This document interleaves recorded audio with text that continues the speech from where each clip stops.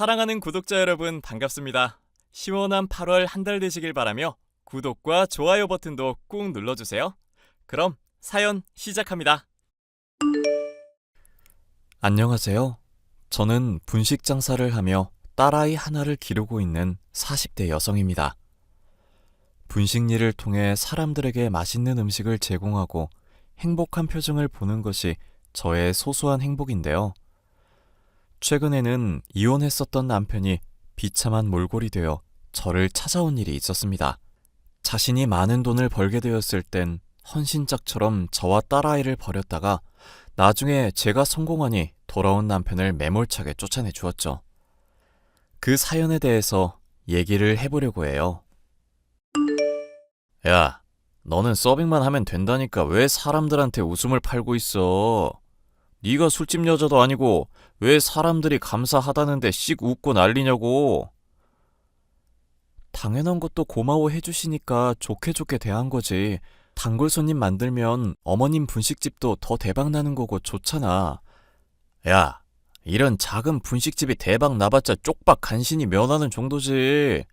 아, 결혼 전에는 똑똑한 줄 알았더니 아주 멍청하다? 그러니까 전 남편이 바람 피우고 도망갔나 보네? 손님한테 친절하게 대한 것뿐인데 왜 그런 얘기까지 하는 거야? 나 당신이 어머님 일 도우라고 해서 분식집 일 열심히 한 죄밖에 없어. 어머님도 친절하게 일 잘한다고 좋아하시는데 왜 당신만 유난인데? 뭐? 유난? 너 말 다 했냐?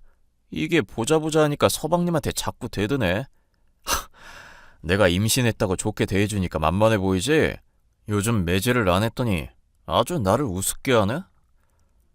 임신했다고 당신이 언제 좋게 대해줬어. 지금도 집에 가면 청소며 요리며 집안일 내가 다 하고 있구만. 당신은 집에서 리모컨 만지면서 물 먹는 것도 자기 손으로 안 하는 사람이잖아. 야, 남자가 가오가 있지. 그렇게 사소한 일을 할 수 있겠냐? 잔말 말고 앞으로 너 분식집에서 서빙할 때 사람들한테 괜히 눈웃음 치지 마. 친절 핑계로 바람 대놓고 피는 꼴 보이면 죽을 줄 알아. 알겠어? 결혼 전에만 해도 다정다감한 데다 아버지가 돌아가신 것까지 저와 공통점이 많다고 생각했었던 남편이었습니다. 그런데 막상 결혼을 하고 보니 저와는 다른 점이 너무 많고 무엇보다 가부장 끝판왕이라고 할 정도로 남존여비 사상이 심한 사람이었습니다.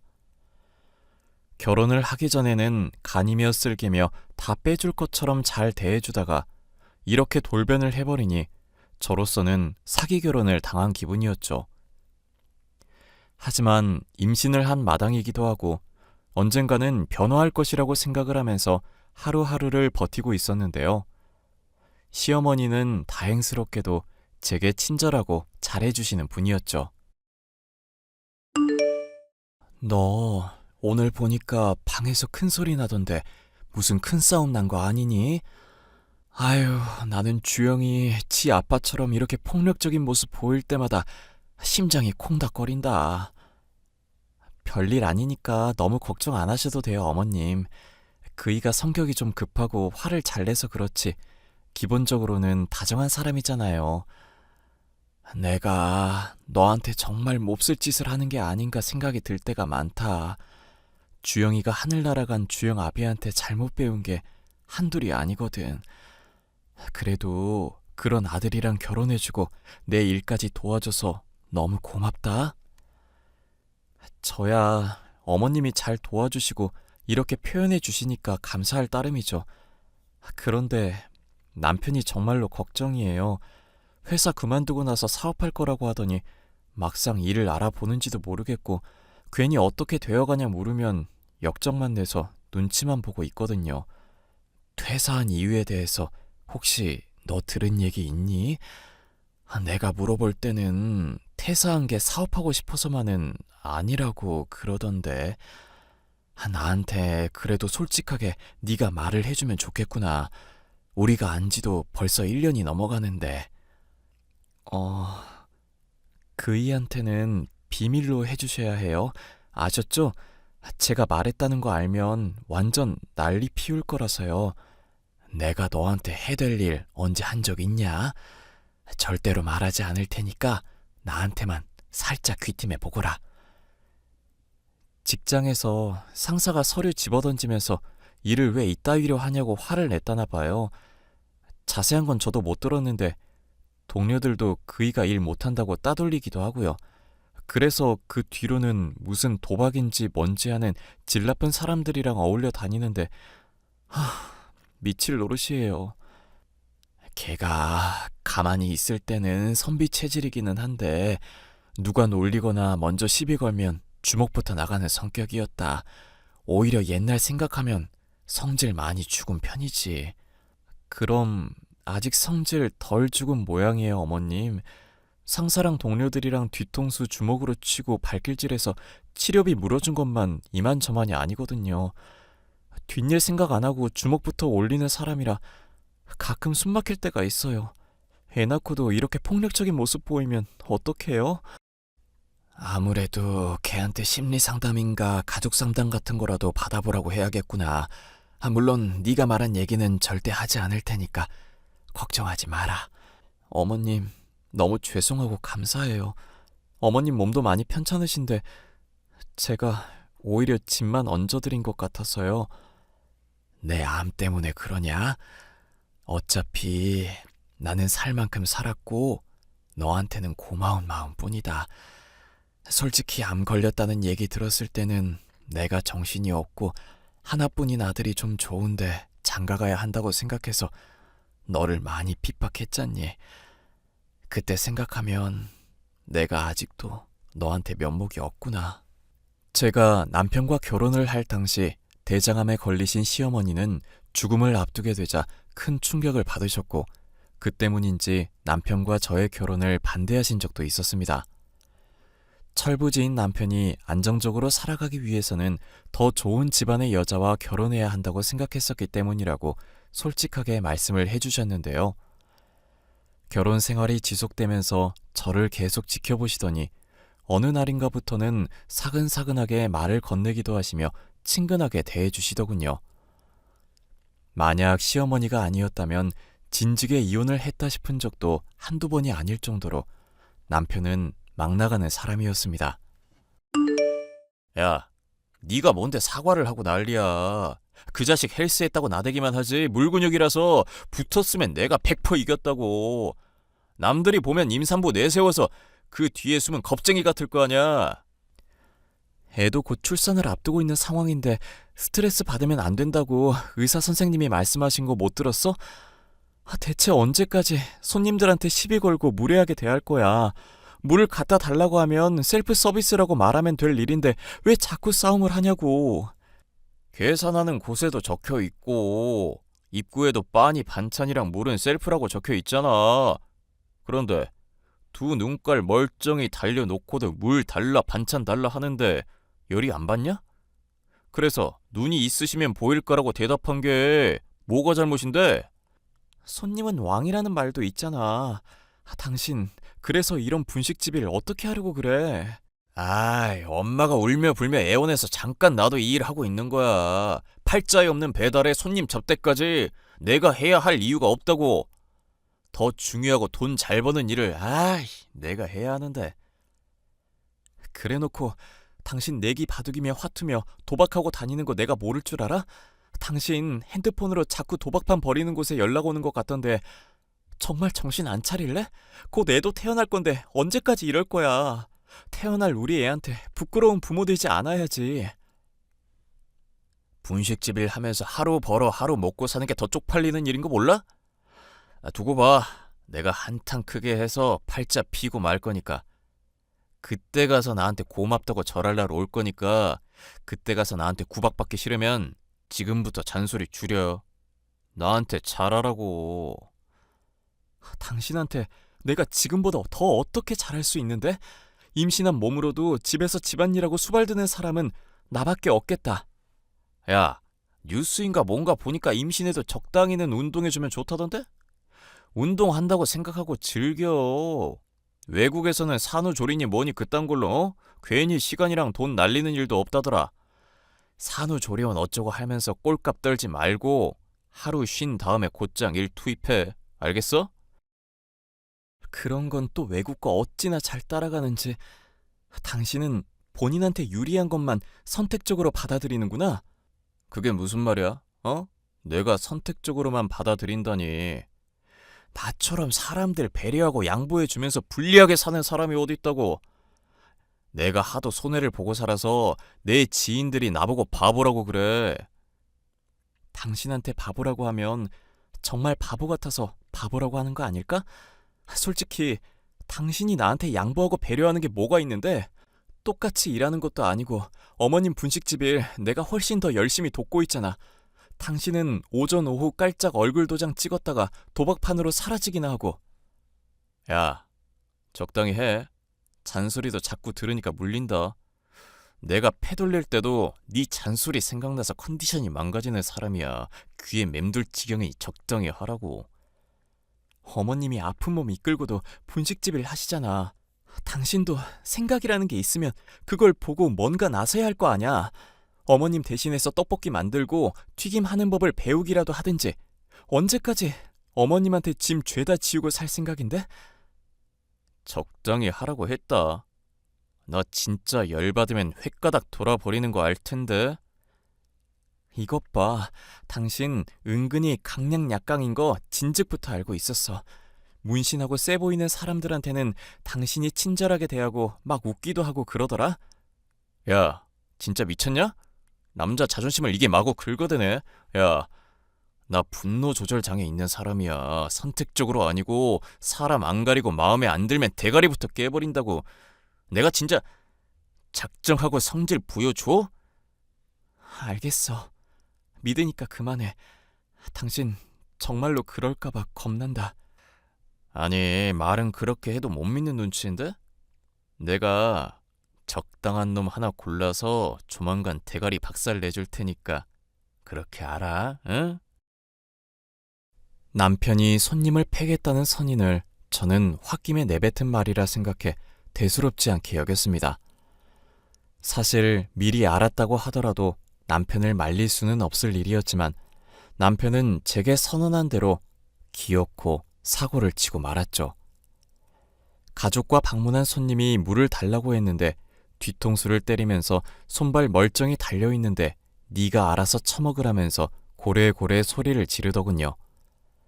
그런데 하필이면 공격한 사람이 경찰이었던지라 남편은 빼도 박도 못하고 구치소에 감금되는 신세가 되고 말았습니다. 차라리 잘 됐다. 사람을 팼으면 죗값을 치러야지. 사과야 당연히 해야겠지만 주영이 어떻게든 빼보겠답시고 합의 본다느니 그러지 말거라. 그렇게 하면 그이가 많이 서운해야 할 텐데 괜찮을까요? 어차피 구치소에 있으니 상황에 대해서 뭐 듣고 있는 거라도 있겠니? 신경 쓰지 말고 너는 한번 방문이나 다녀오너라. 나도 따로 조만간 한번 방문해서 호되게 좀 혼을 내줄 거니까. 맘 같아서는 얼굴도 안 보고 싶은데 주영이 이 자식이 제 아비 닮아서 성격이 더럽잖니. 안 오면 그거 두고두고 씹어대면서 나중에 온갖 원망으로 이어질 애다. 어머님, 그이 때문에 너무 힘들어 죽겠어요. 그래, 솔직한 심정으로는 너 차라리 훌훌 어디 떠나가라고 하고 싶구나. 아픈 시모일 도우랴 한심한 남편 때문에 맘고생하랴 네가 너무 힘들겠다 싶어 면목이 없다. 그런 말씀 마세요. 저는 어머님이 없었으면 진즉에 이 집 탈출했을 거예요. 빈말이라도 그렇게 말해주니 기분은 좋구나. 얼마 뒤 저는 남편이 수감되어 있는 구치소에 면회를 신청해 남편을 볼 수 있었습니다. 택시를 타고 남편을 보러 가던 중 하필이면 배에 극심한 통증이 찾아오는 바람에 산부인과로 선회를 해야 했죠. 그렇게 저는 남편이 감옥에 있는 동안 딸아이를 가지게 되었는데요. 몸을 어느 정도 회복한 저는 어머님께 딸아이를 맡겨두고 다시 예약을 통해 방문했는데 남편은 사람이 많이 달라져 있더군요. 여보, 나 진심으로 반성하고 있고 내가 얼마나 못된 인간인지 깨달았어. 여기서 온갖 인간 군상들을 다 보다 보니까 내가 너무 한심한 거 있지? 당신이 웬일로 그런 얘기를 해? 나가면 또 신고한 인간 대가리 깨겠다고 할 줄 알았는데. 당신한테는 늘 미안한 마음뿐이야. 나가면 내가 정말로 잘할 테니까 믿고 기다려주라. 그렇게 긴 시간 걸리지는 않을 거야. 나 정말 달라질게. 내가 그 말을 믿을 거라고 생각해? 이때까지 잘못 저질러 놓고 나중에 미안하다고 말한 적이 한두 번이야? 엄마 곧 돌아가시잖아.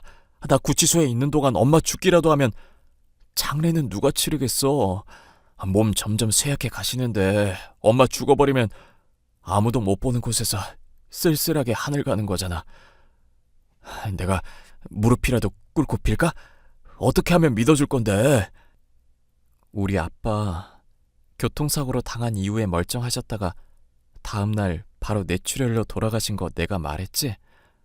알지. 병원 검사 안 받아도 괜찮다면서 사고 당일날 멀쩡하셨다며? 그 일 떠올리면 내가 아직도 후회를 해. 아빠가 괜찮다고 하는 말 믿고 방치할 게 아니라 내가 어떻게든 나서서 병원에 데리고 갔어야 했다고.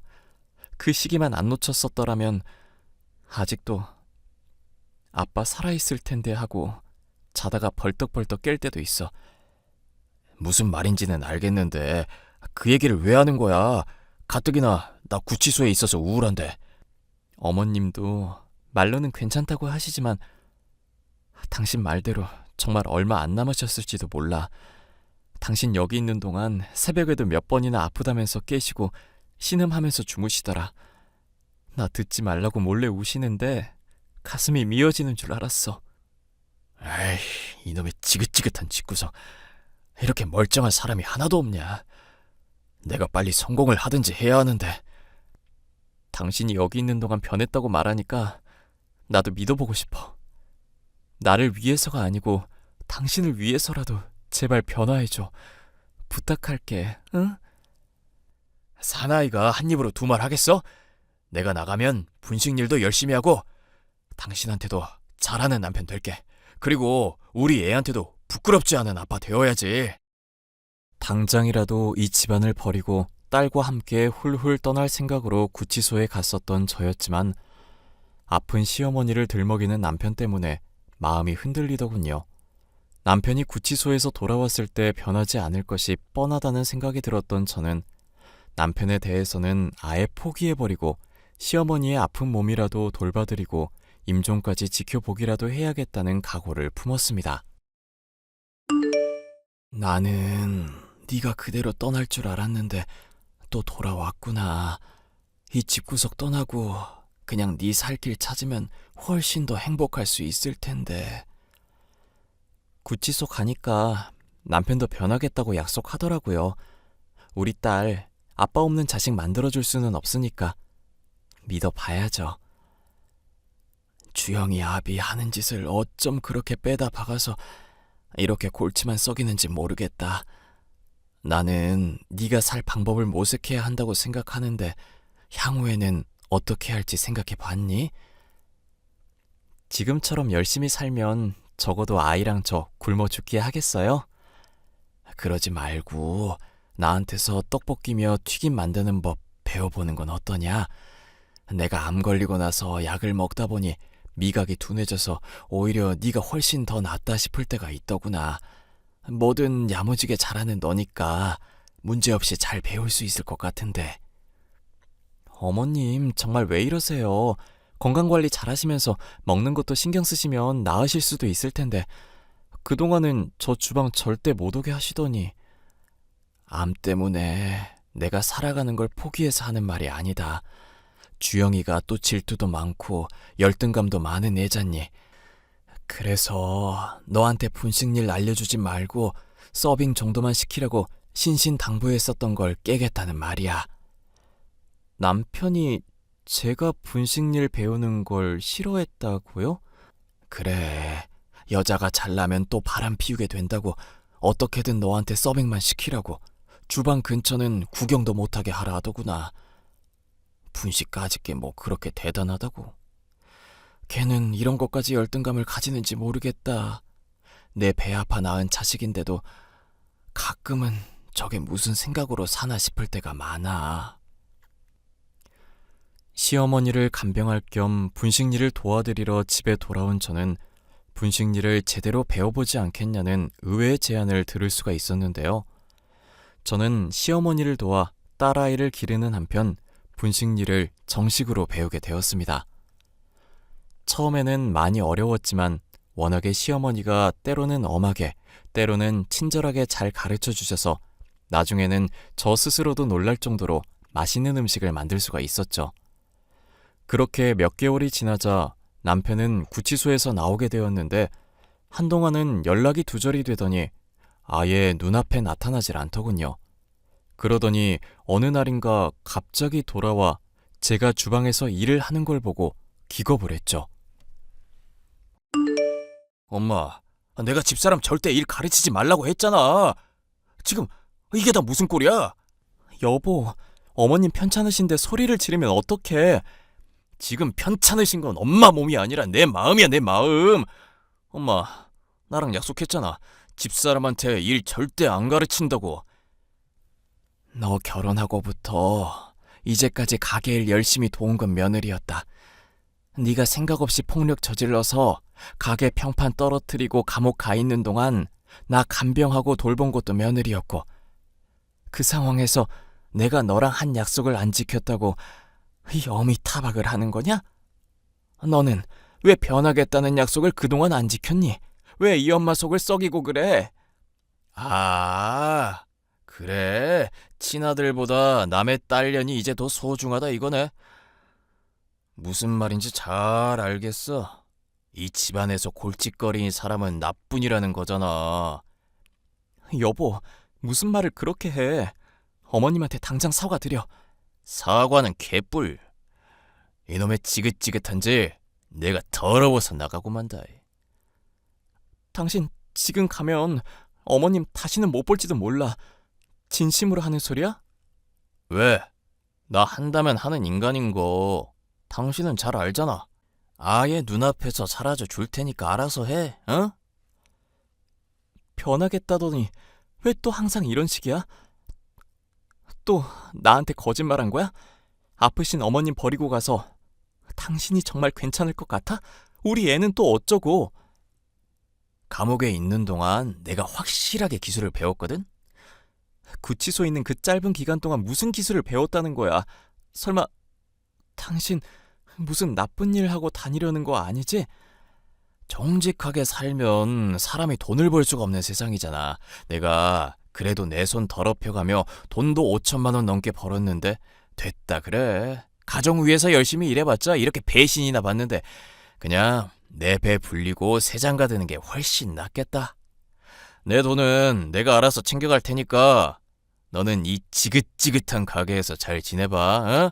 엄마랑 이곳에서 썩어 버리든지 말든지 나는 신경 안 쓸 거니까. 예, 이제 돌아와 놓고 또 어딜 간다고 그러니? 주영아! 남편은 그 말을 마치더니 가게에 딸린 집에 올라가 현금이며 돈 될 만한 폐물들 등을 죄다 챙겨서 떠나버렸습니다. 당시에 형편이 궁핍한 상황이었는데 가차없이 그런 짓을 저지르기에 저와 어머님이 눈물로 호소를 해봤지만 소용이 없었죠. 그리고 얼마 지나지 않아 어머님이 돌아가시기 직전 저는 가게를 물려받을 수 있었습니다. 이 어미가 아프다고 해도 얼굴 한번 안 비치고 애가 죽었는지 살았는지 모르겠구나. 너무 걱정하지 마세요. 그이가 언젠가는 정신 차리고 돌아오겠죠. 돈도 많이 벌었다고 하니 어머님 생각해서라도 돈 붙여줄지도 모르고요. 도박이니 범죄니 손대는 게 어쩜 걔 아비랑 하는 짓이 그렇게 빼다 박았는지 모르겠구나. 내가 죽기 전에 너한테 딱 하나만 부탁하자. 부탁이라니 그게 무슨 말씀이세요? 그냥 편하게 말씀하셔도 돼요. 내 유언이라고 생각하고 꼭 들어줬으면 좋겠다. 만약 주영이가 다시 돌아오면 걔 절대로 받아주지 말고 너는 그냥 이혼을 해버리든지 하여튼 간에 관계를 아예 끊어버려라. 그게 걔한테도 좋고 너한테도 좋을 일이다. 그렇게 버림을 받아서라도 걔가 정신을 차리고 건실한 사람이 되었으면 하늘에서도 내가 마음을 편히 가질 수 있을 것 같구나. 어머님, 아직 건강하시니 그런 말씀은 마세요. 내 부탁이니 꼭 들어주렴. 가능하겠니? 가게는 네가 그동안 맡아주고 있으렴. 그렇게 할 테니까 걱정하지 마세요. 시어머니는 제게 가게 운영을 맡기고서 눈을 감으셨고 남편은 그 뒤로 몇 년이 지나도록 나타나질 않았습니다.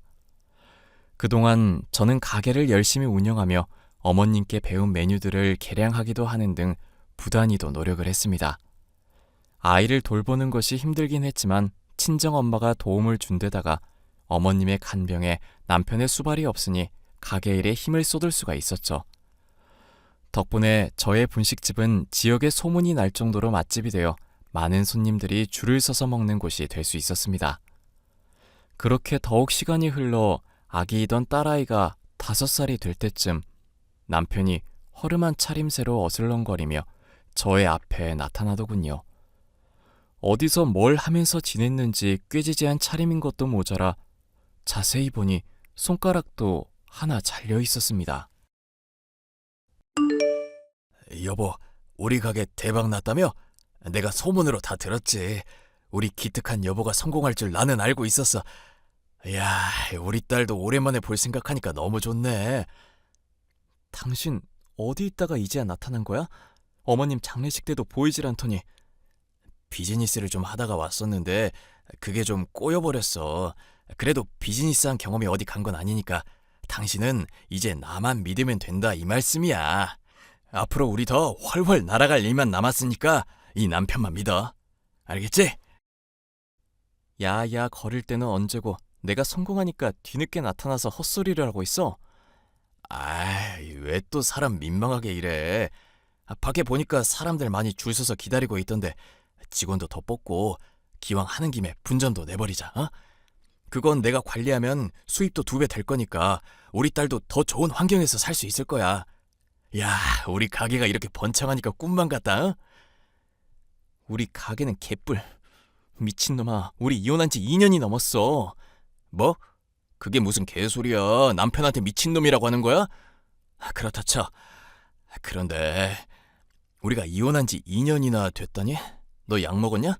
내가 이혼 서류에 도장도 안 찍었고 들은 얘기도 없는데 어떻게 우리가 이혼이 되냐고? 변호사분이 몇 년 동안 멋대로 실종되면 법적으로도 충분히 이혼이 가능하다고 그러시더라. 게다가 당신처럼 폭력 휘두르고 나나 딸이며 부양도 포기하고 도망간 사람이라면 더더욱 이혼 사유로는 충분한 거 아닐까? 야, 내가 이렇게 넘어갈 것 같아?